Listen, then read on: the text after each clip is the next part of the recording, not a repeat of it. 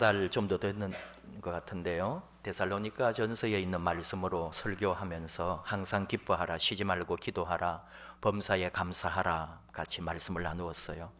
항상 기뻐하라는 것은 바보만이 할 수 있다.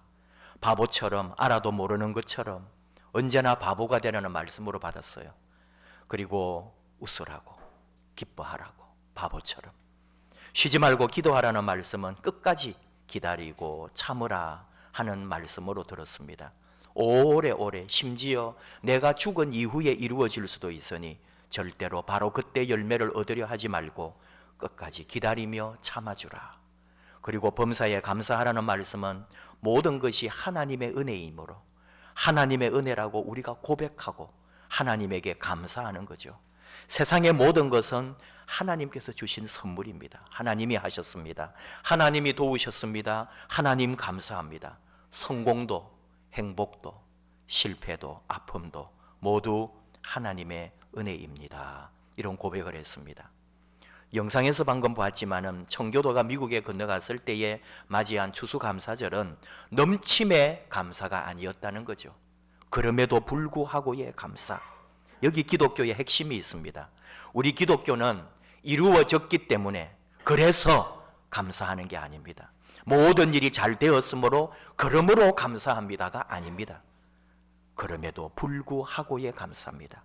하박국 선지자를 통하여 하나님 말씀하신 그대로 비록 무화과 나무가 무성하지 못하며 포도나무에 열매가 없으며 감람나무에 소출이 없으며 밭에 먹을 것이 없으며 우리의 양이 없으며 외양간에 소가 없을지라도 그럼에도 불구하고 그리 아니하실지라도 나는 여호와로 말미암아 즐거워하며 나의 구원의 하나님으로 말미암아 기뻐하리로다. 이것이 우리 기독교의 고백이고 핵심인 거죠. 여러분들이 어떤 감사 카드를 적었는지 한번 보겠습니다.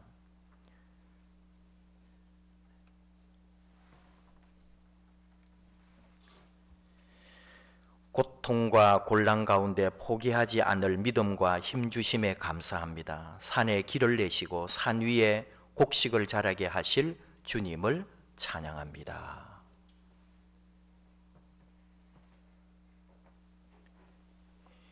1년 무사히 잘 지내게 해주셔서 감사합니다. 가족 한 해 동안 다치지 않고 건강하게 해주셔서 감사합니다.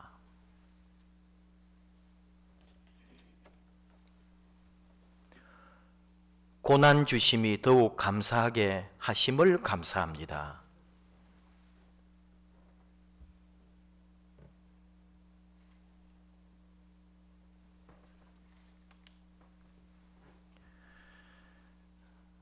하나님 감사드립니다. 우리 가족들 모두에게 역사하셔서 한 해 동안 건강 주셔서 감사합니다.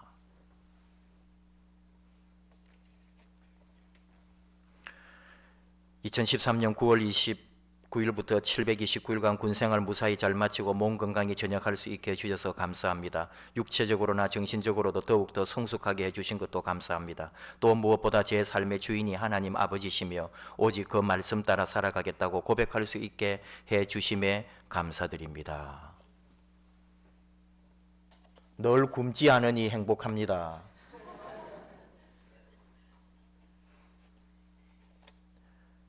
한 해 동안 지켜주시고 하나님 이루 말할 수 없는 은혜와 여호와 이레의 복을 허락하심에 감사합니다.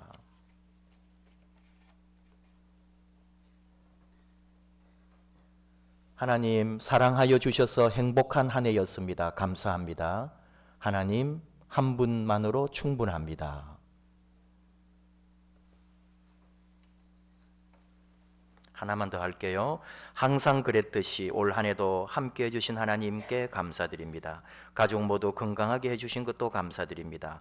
앞이 희미해 막막하여 생각 없이 있을 때 막다른 곳에서 해결의 실마리를 보여주시며 여전히 함께 하심을 보여주시는 하나님께 가슴 깊이 감사드립니다. 이렇게 믿음 없이 살아가는데도 여전히 사랑해 주시는 하나님 참 감사합니다.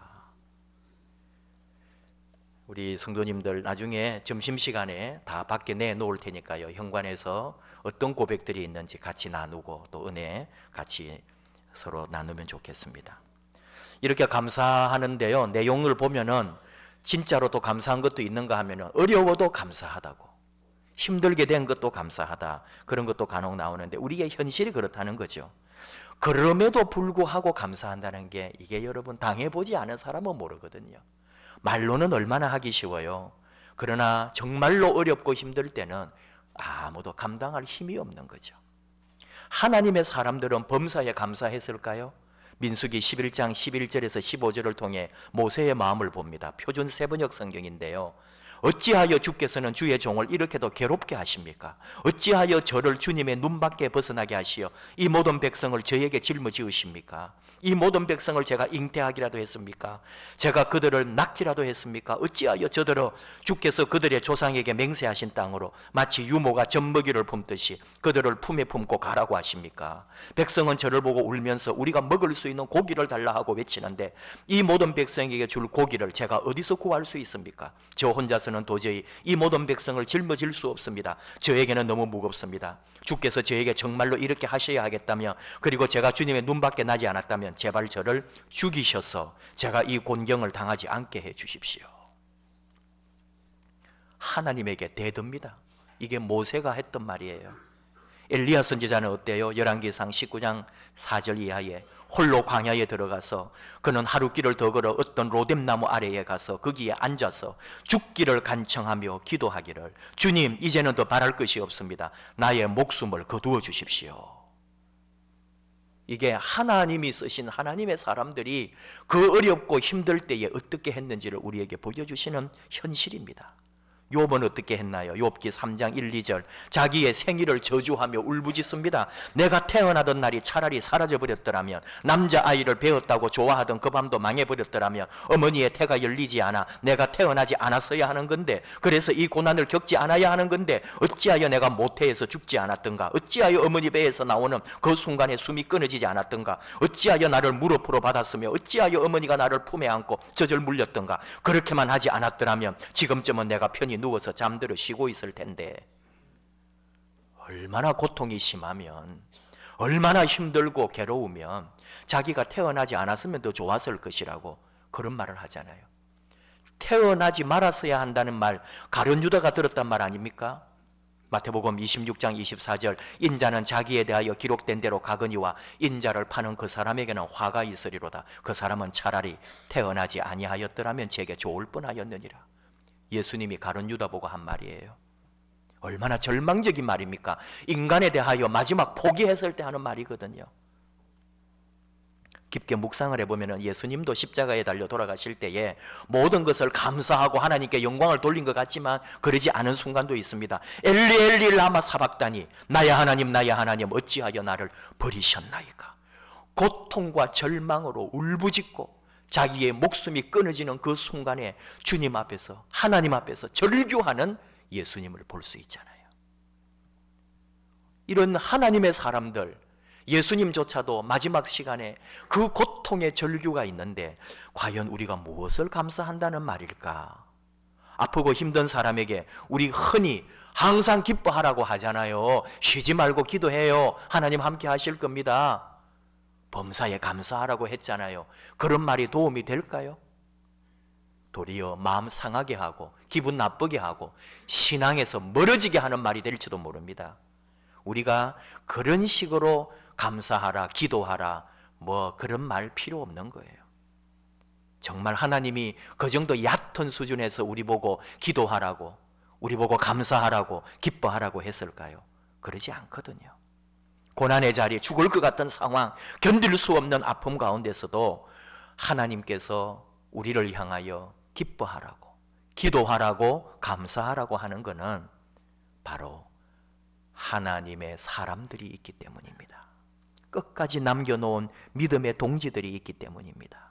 교회를 비난하고 교회를 떠나가기도 하고 교회가 무능해 보이기도 하지만 그래도 교회 안에 함께 아파하고 그 아픔을 나누고 서로를 위로하는 형제와 자매가 있기 때문에 이 교회 안에서 그 희망을 찾으라고, 함께 그 어려움을 이겨내라고, 그 고난의 자리에서도 같이 웃고 기뻐하라고, 같이 기도하라고, 그리고 감사함으로 하나님께 나아가라고, 반드시 하나님이 함께 하신다는 말씀인 거죠.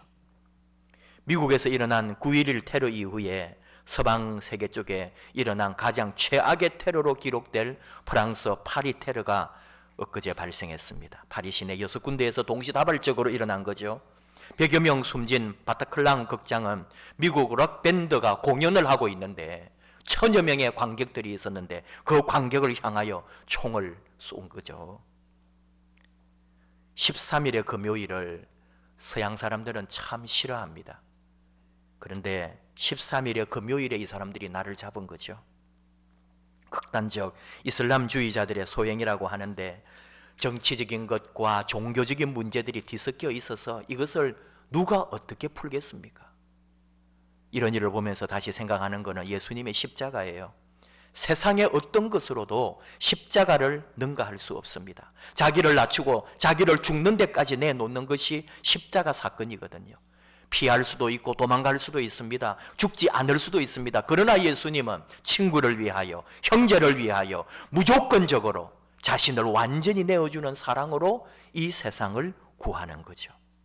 이것이 이루어지는 곳, 오늘도 그 십자가의 사랑과 정신으로 살아가야 할 곳이 교회밖에 없다는 거예요.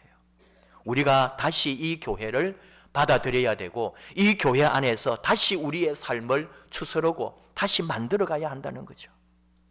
이곳에 아픔을 함께하는 사람들이, 슬픔을 나누고 함께 기도하는 사람들이 있다는 것을 우리가 이 교회를 다시 회복함으로써 우리 자신도 살고 교회도 살려야 한다는 숙제가 있습니다. 이 추수감사절에, 이 추수의 계절에 온 서방 세계가 추수감사절 시즌을 보내는데 충격적인 이런 테러와 고통이 온 나라들 가운데 다가올 때에 우리 교회가 희망이 되어야 하는 거죠. 오늘 주신 말씀이 어떤 말씀이냐 하면은 로마 황제 클라우디오 때에 팔레스타인에 일어난 기근으로 말미암아 예루살렘 교회를 비롯하여 많은 교회들이 어려움이 있을 때 나온 말씀이에요. 다 이게 이제 로마 제국 아래에 있을 때거든요. 다 로마의 지배를 받고 있는데 이 사도 바울이 온 세계를 다니면서 복음을 전하니까 예루살렘 교회의 야고보 사도를 비롯해 가지고 지도자들이 바울에게 부탁을 했습니다. 당신이 많은 곳에 다니니까 선교하러 가서 그 선교지 교회들에게 이 모교회, 예루살렘 교회, 그리고 이 이스라엘, 팔레스타인 지역에 있는 교회들을 위하여 구호 헌금을 모금해 주시오. 이런 부탁을 한 거예요. 갈라디아서 2장에 나오는 말씀인데요. 그래서 사도 바울은 자기가 선교했던 곳, 또 선교하러 가는 곳, 자기가 개척했던 교회들에게 많은 편지를 보냅니다. 지금 예루살렘이 너무나 어려운 가운데 있고 예루살렘 교회가 기근에 빠져 있습니다. 예루살렘 교회 성도들이 굶어가고 있습니다. 우리가 도와줘야겠습니다 해가지고 많은 헌금을 모금하는 운동을 사도 바울이 하는 거예요. 그런 중에 바로 지금 고린도 교회에다가 편지하면서 부탁하고 있는 거예요. 예루살렘 교회에 우리가 도와줄 수 있도록 헌금합시다. 오늘 이 성경 표현에는 연보라는 말을 사용하고 있습니다. 여러분도 우리 어릴 때 교회 다니신 분들은 연보라는 말을 썼어요. 저도 어릴 때에 연보한다, 연보 가져가라. 엄마가 헌금 챙겨줄 때에 연보다, 연보 이렇게 챙겨주었거든요. 근데 사실은 이 고린도서를 통해서 보면은 헌금은 하나님께 예배할 때 드리는 거고 연보는 오늘 여기 여러분 성경의 제목에도 9장에 나와 있을 거예요. 가난한 성도를 섬기는 연보라고 하는데 고린도서를 통해서 우리가 배우는 거는 연보는 지금 우리로 말하면은 구호 헌금 같은 거예요. 교회의 재정이나 교회의 예배를 위해 바치는 게 아니고 가난하거나 어려운 특수한 상황에서 같이 모아가지고 내놓는 그런 성금 같은 게 연보였다. 이렇게 우리가 배울 수가 있는 거죠. 그래서 사도 바울이 바로 이 성금을 좀 모아달라고, 내가 고린도 교회 가면은 그걸 받아가지고 예루살렘에 갈 수 있도록 그걸 부탁하고 있는 거예요. 이게 왜 중요하냐 하면은 개척해준 교회가 모교회를 위하여, 그러니까 개척이 된 교회인 거죠. 예를 들면은 우리가 뭐 많은 것은 아니지만은 카자흐스탄의 알마티 교회에다가 우리가 선교 헌금을 보내잖아요. 우리가 더 넉넉하니까. 근데 우리가 한국이 어려울 때에 알마티 교회가 우리에게 도리어 성금을 보내주는 거예요. 예를 들면은 IMF 때에 이 미국에 있는 우리 한인교회들이 한국 사회를 위하여 금을 모아가지고 성금을 보내주었다니까요. 그 작은 미국의 한인교회들 30명, 50명 있는 그런 교회들도 다 금을 모아가지고 한국 사회를 살리겠다고 보내주고 그랬어요. 그런 게 얼마나 귀하고 아름다워요. 무슨 얘기냐 하면은 참된 감사가 뭐냐. 도리어 약했던 사람들이, 도움을 받았던 사람들이 도와준 그 사람이 어려울 때에 진심을 다해서 내놓는 거죠. 실제로 고린도 교회가 얼마나 많이 모아냈는지 사도 바울이 너무너무 고마워하는 거예요. 정말 내가 생각한 것보다도 훨씬 더 많이 여러분들이 이렇게 모아서 주시니 정말 내가 너무너무 좋고, 이 일이 결국은 뭐라는 거예요? 하나님께 드리는 감사로 이어지는 거죠. 많은 사람들이 감동을 받는 거죠. 교회가 다시 살아나는 거죠. 그리하여 결국은 모든 사람이 하나님에게 영광을 돌리게 되는 일이 있을 것이다. 그 이야기를 쭉 하면서 연보를 독려하고 있는 말씀이 오늘 말씀입니다. 교회가 이래야 되는 거예요. 이게 교회입니다. 다시 말하면 교회가 교회를 돕는 것도 되지만은 오늘 우리가 이런 추수감사절에 우리가 서로를 돌아볼 수 있는 것. 교회 안에 약한 이가 없는지, 아픈 이가 없는지, 상처 입은 자가 없는지, 교회 안에 어려움 있는 사람이 없는지, 또 나아가서 우리 교회 이웃에 가난한 자들이 없는지 우리가 돕고 섬기고 나누는 것이 정말로 하나님에게 감사하듯이 우리가 이웃을 도울 때에 이것이 결국은 하나님에게 감사하게 되는 열매가 맺어진다. 그런 말이죠. 하나님의 영광이 드러나게 되는 거죠. 로마서 14장 17절을 통해 하나님 말씀합니다. 하나님의 나라는 먹는 것과 마시는 것이 아니요 오직 성령 안에 있는 의와 평강과 희락이라. 다시 말하면은 우리가 먹고 마시고 잘 사는 게 우리 삶의 목적이 아니라는 거예요. 교회가 왜 존재해요? 우리는 흔히 쉽게 말하면은 교회 다녀가지고 복 받기를 원합니다. 근데 그것이 우리의 목적이 된다면 우리는 신앙생활을 잘못하는 거죠. 제가 농담처럼 말했는데요. 이웃에 계신 어떤 아프신 분이 있는데 이제 만나면 저보고 그래요. 제가 목사인 줄 아니까 목사님 교회 좀 나가야 될 텐데. 그래서 아유 교회 나오십시오. 그러니까 뭐라 했는지 알아요? 교회 나가면은 좀 효험이 있으려나요? 이러는 거예요. 그러니까 제가 뭘 했겠어요? 아유 효험이 있죠. 교회 오면은 효험이 있을 겁니다. 그렇게 말해줄 수밖에 없는, 아직 신앙이 하나도 없으신 분이니까요.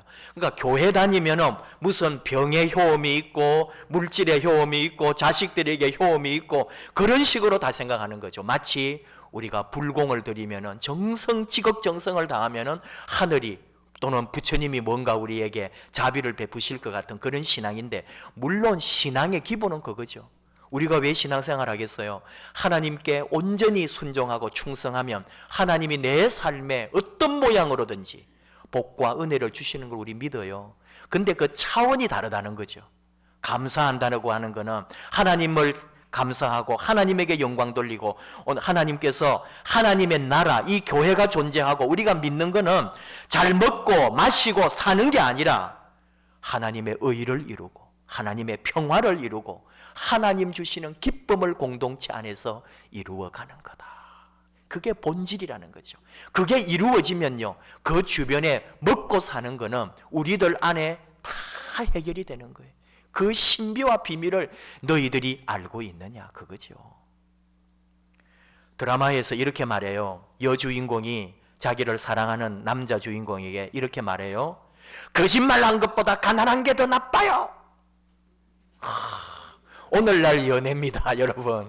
우리 청년들 너무 불쌍해요. 연애 좀 해보고 싶은데, 사랑하고 싶은데, 거짓말한 것보다 가난한 게 더 나쁘대요. 가진 게 없으니 연애도 못해요. 근데 그것이 오늘 이 세상의 가치지만 하나님의 나라는 그게 아니라는 거예요. 하나님의 의와 평화와 하나님의 기쁨이 넘치는 공동체, 그것이 이루어지면 여러분 가난도 무너지는 거예요. 서로를 돕고 섬기기 때문에 오늘 이 고린도 교회를 볼 때에 그 가난하고 약한 이방 나라가 교회가 사실은 뭔지도, 성교가 뭔지도 모르는 그런 교회인데 부탁을 받고 그 예루살렘 교회를, 모교회를 위하여 힘을 다하여 모아서 후한 연보를 보내주어서 예루살렘 교회가 살아나는 거예요.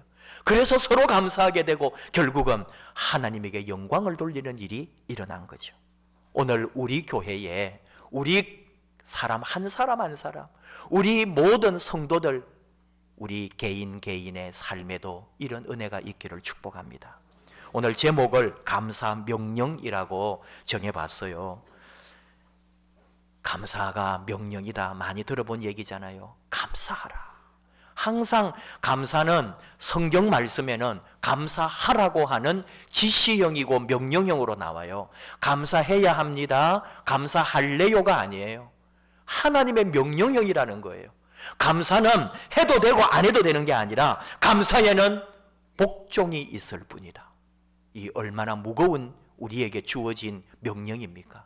여러분, 감사는 명령이래요. 명령입니다. 감사하라는 거예요. 어떤 상황 가운데서도.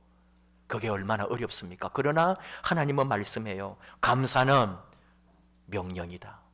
너는 감사하라고요. 오늘 우리 영상에서도 아까 나왔는데 감사는 하늘의 언어라고요. 하나님이 복 주시는 하늘의 언어라고요. 우리가 감사할 때에 하나님이 그 속에 함께 하시는 거죠.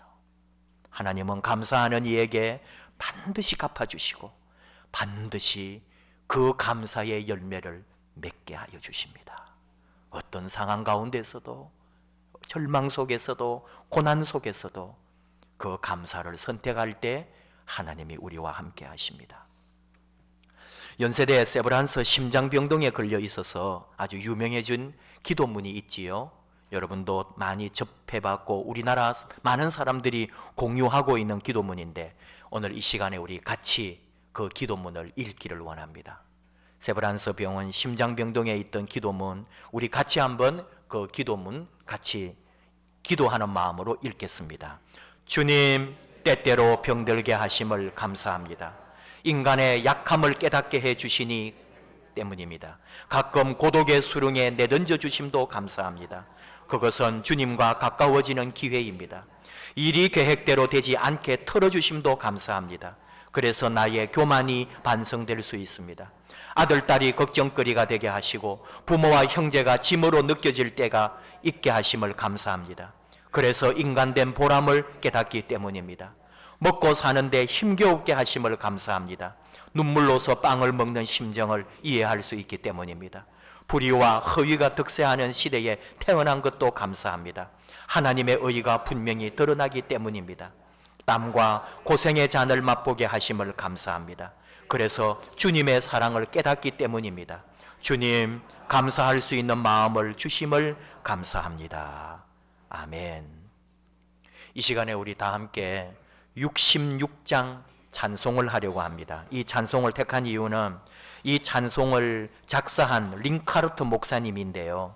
이분이 바로 힘들고 어려운 시대에 이런 찬송을 가사로 만들었다는 거죠. 링카르트 목사님이 찬송을 지을 때가 언제냐 하면은 우리가 이제 세계사에서 배우는 거고 독일을 중심으로 해서 배우는 건데 신교와 구교가 30년 동안 전쟁을 했던 30년 전쟁 때입니다. 1618년에서 1648년 동안 30년 동안 신생 로마 제국 하에 있던 그 유럽의 시대에 얼마나 많은 그 종교 전쟁으로 엄청난 어려움이 있었고요. 특별히 삭소니의 아이렌부르크 지방에 오스트리아가 점령을 했을 때도 있고 스웨덴이 두 번의 침략에 의해서 1000여 채의 가옥 중에 800여 채가 파괴되고 4500명이 사망하는 비극적인 전쟁이 있었어요.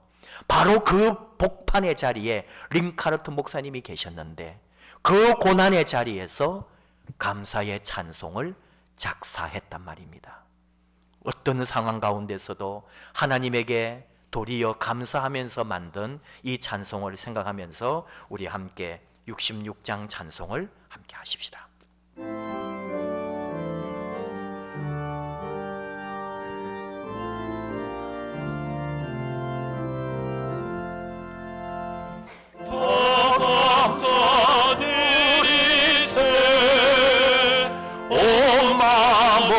주께 바쳐 그 섭리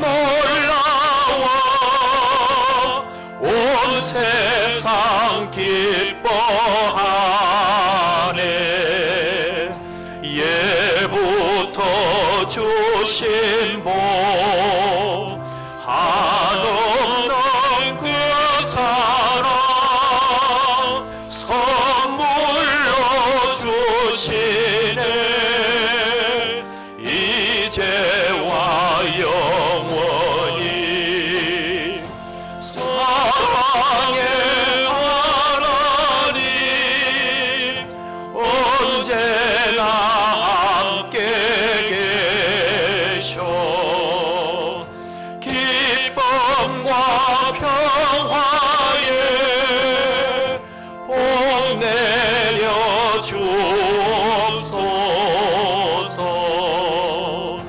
몸과 마음 병들 때 은혜로 지키사 이 세상 악에서 구하여 주소서. 감사와 찬송을 다 주께 드리오라. 저 높은 곳에서 다스리시는 주님, 영원한 하나님, 다 경배하여라. 전에도 이제도 장래도 영원히.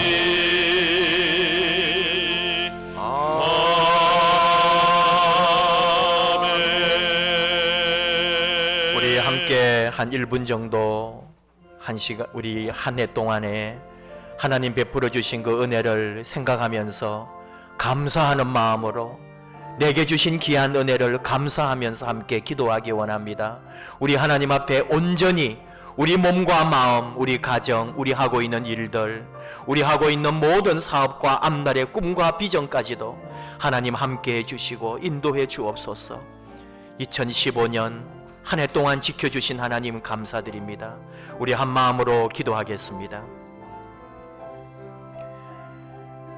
주님, 감사합니다.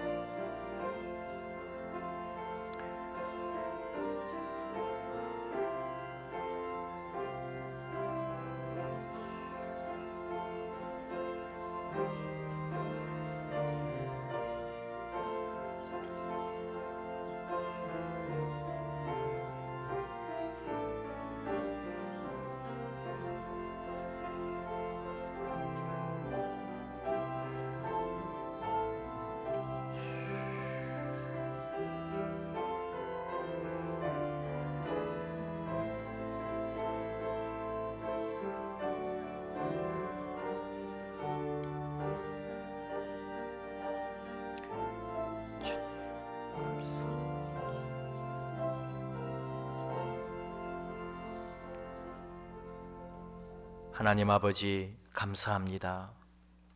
한 해 동안 지켜주시고 오늘도 이렇게 아버지 앞에 나와서 추수감사 주일을 지키며 예배드릴 수 있게 해주셔서 감사합니다.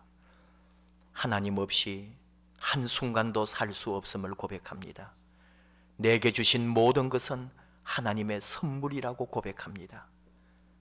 하나님, 언제나 하나님 앞에 감사하고 모든 것이 하나님의 은혜라고 고백하며 하나님께만 영광을 돌리는 저희들 되게 해 주시옵소서. 힘들고 어려운 이 역사 가운데 태어난 것이 감사합니다. 이 역사 속에 하나님의 정의를 세우고 하나님의 사랑의 나라를 함께 만들어가며 예수님의 말씀을 따라 제자의 길을 걸어가는 우리 교회, 우리 사랑하는 성도님들 되게 해 주시옵소서. 우리의 앞날을 더욱더 지켜주시고 하나님의 말씀 가운데, 우리 하나님의 도우심 가운데 하나님의 영광을 드러내는 복된 하나님의 자녀들 되게 하여 주시옵소서. 모든 것 감사드립니다. 머리끝에서 발끝까지 감사합니다. 힘들고 어려운 것도, 눈물 나고 상처 입은 것도, 심지어 병든 것까지도 감사하며 아버지께 맡깁니다. 하나님, 그 놀라운 은혜로 우리를 새롭게 해주시고 살려주시고 그리하여 하나님의 이름이 영광받게 해 주시옵소서. 예수님의 이름으로 감사드리고 기도하옵나이다. 아멘. 모두 일어나